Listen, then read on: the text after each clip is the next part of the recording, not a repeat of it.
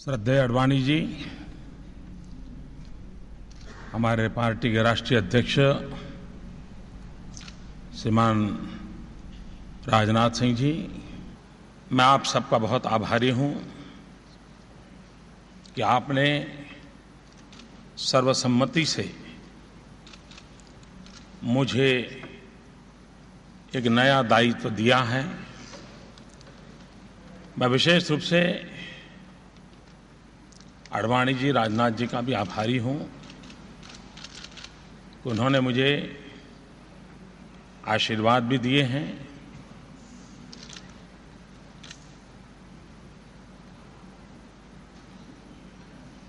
मैं सोच रहा था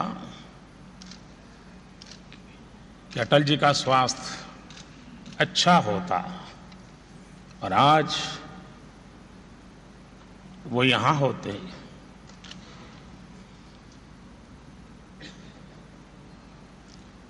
तो सोने में सुहागा होता।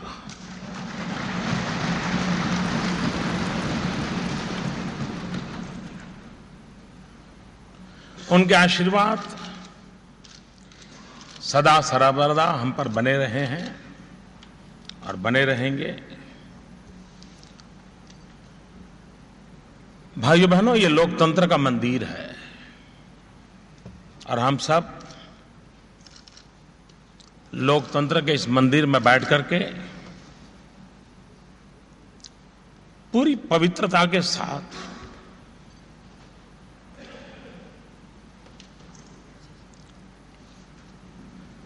पद के लिए नहीं,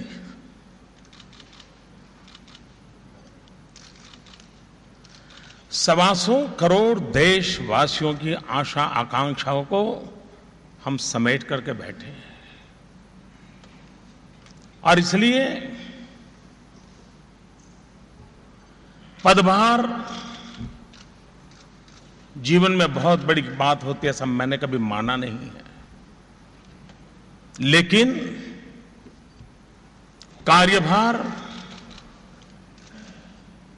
जिम्मेवारी,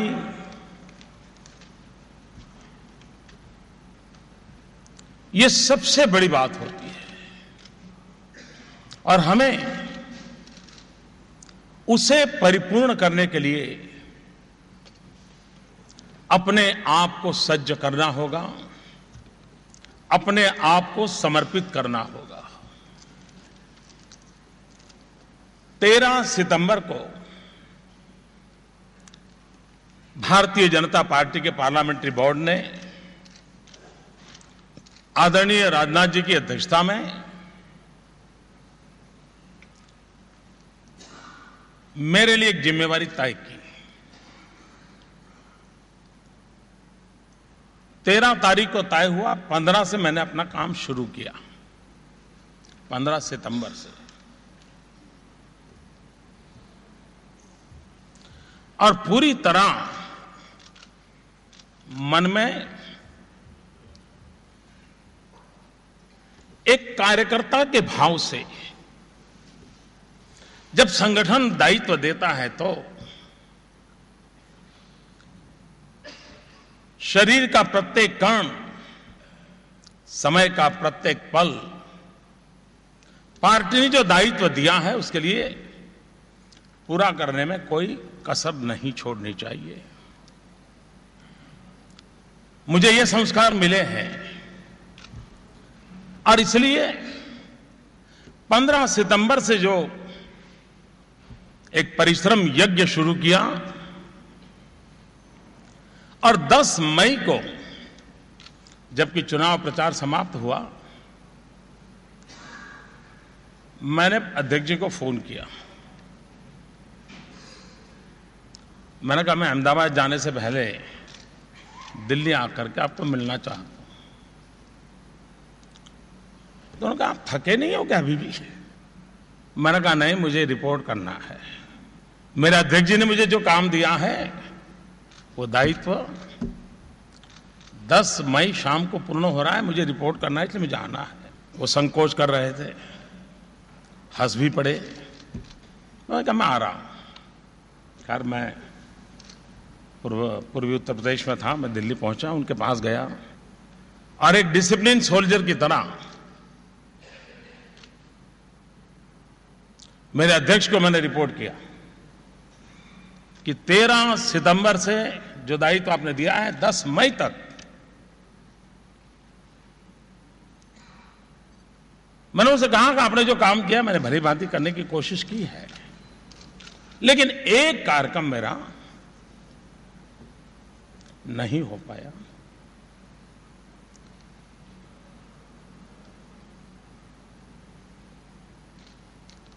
वो मेरे तरफ देखते रहे।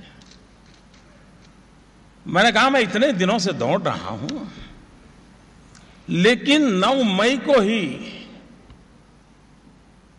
इतने सारी दौड़ धूप के बीच, इतने पूरे अभियान में सिर्फ एक कार्यक्रम मुझे कैंसिल करना पड़ा, एक, और वो भी गोशी का, जहां पर हमारे जिला अध्यक्ष जो रैली की चिंता कर रहे थे, सुशील राय,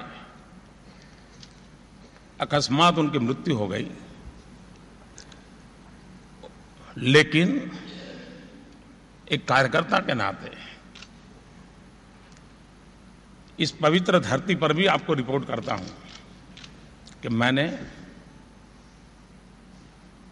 जो काम दिया उसको पूरी तरह करने का प्रयास किया है।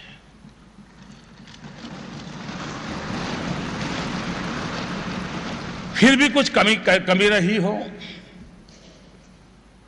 आप में से कुछ लोग होंगे जिनकी अपेक्षा होगी, लेकिन मैं पहुंच नहीं पाया हूं। लेकिन लगता है कि मेरा न पहुंचने का निर्णय सही था, ताकि आप यहां पहुंच गए। मुझे भरोसा था कि आप आएंगे। एक कार्यकर्ता की भूमिका, उसे ही मैंने जीने का प्रयास किया है। जैसे यहां बताया गया कि मैं पहली बार यहां आया हूं, शायद मेरे जीवन में हर बार ऐसा ही हुआ है। मुख्यमंत्री बना, उसके बाद मैंने मुख्यमंत्री की चैम्बर देखी थी। मुख्यमंत्री बनने के बाद मैंने विधानसभा गृह देखा था।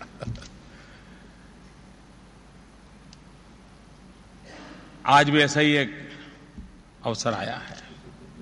लेकिन हम इस ऐतिहासिक स्थान पर बैठे हैं, तब मैंने प्रारंभ में कहा यह लोकतंत्र का मंदिर है। 125 करोड़ देशवासियों की आशा आकांक्षाओं इस पवित्र मंदिर पर टिकी हुई है। और मैं आज देश को आजादी दिलाने वाले, आजादी के लिए मर मिटने वाले, आजादी के लिए जीने वाले, आजादी के लिए खपे हुए उन सभी महापुरुषों को प्रणाम करता हूं, ताकि उनकी बदौलत आज देश स्वतंत्रता की अपनी यात्रा को आगे बढ़ा रहा है। मैं भारत के संविधान निर्माताओं को भी प्रणाम करता हूं कि उन्हीं की बदौलत आज इस पवित्र संविधान के कारण ही लोकतंत्र की ताकत का परिचय दुनिया को हो रहा है। दुनिया की सबसे बड़ी डेमोक्रेसी, मुझे इन दिनों विदेश के महानुभावों से जब बात होती है और जब मैं उनको कहता हूं कि 550 मिलियन वोटर, तो उनको पहले तो आश्चर्य होता है, इतना बड़ा इसका स्केल है।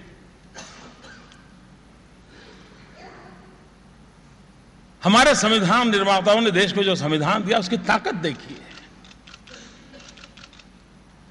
कि एक गरीब परिवार का व्यक्ति आज यहां खड़ा हो पाता है।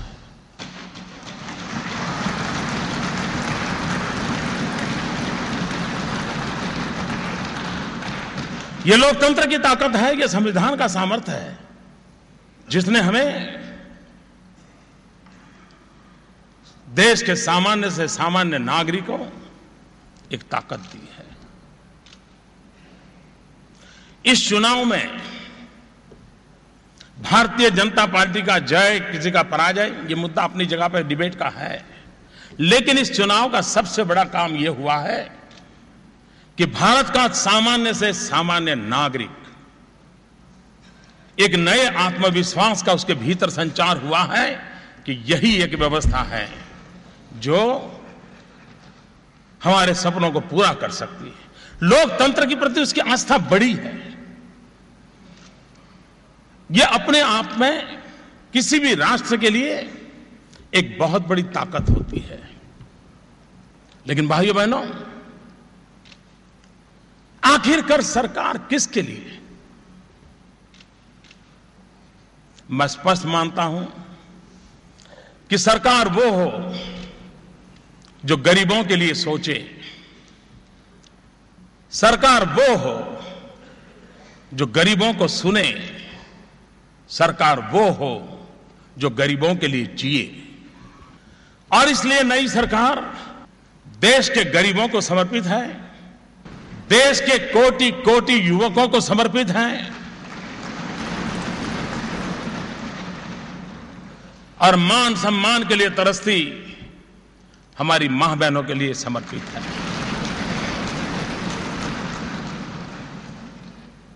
गांव हो, गरीब हो, किसान हो, दलित हो, पीड़ित हो, शोषित हो, वंचित हो, ये सरकार उनके लिए है। और इसलिए हम सबकी प्राथमिकता उनकी आशा आकांक्षाओं की पूर्ति के लिए हो, यही हमारा प्रयास रहेगा। और हम सबकी भी वही जिम्मेवारी है, क्योंकि हमें गरीब से गरीब आदमी ने यहां भेजा है। मैंने इस बार हिंदुस्तान के एक नए रूप को देखा है। पूरे चुनाव प्रचार अभियान में मैंने भारतीय जनता पार्टी की रैलियों का भी एक नया कलेवर देखा है। मैंने ऐसे लोग देखे जिनके शरीर पर एक ही वस्त्र था, फिर भी कंधे पर भाजपा का झंडा था। यह तबका कितनी आशा और अपेक्षाओं के साथ हमारे पास आया है। और इसलिए हमारे सपने हैं उनके सपनों को सच करने के लिए। आडवाणी जी ने एक शब्द प्रयोग किया, मैं आडवाणी जी से प्रार्थना करता हूं कि वो शब्द उपयोग न करें। उन्होंने कहा, नरेंद्र भाई ने कृपा की।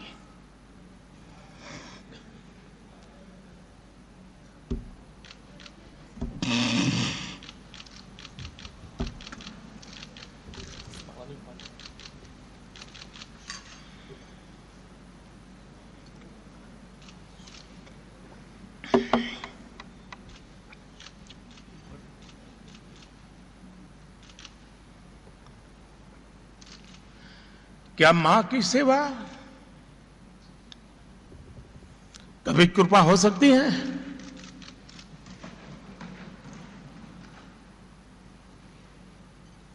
कतई नहीं हो सकती।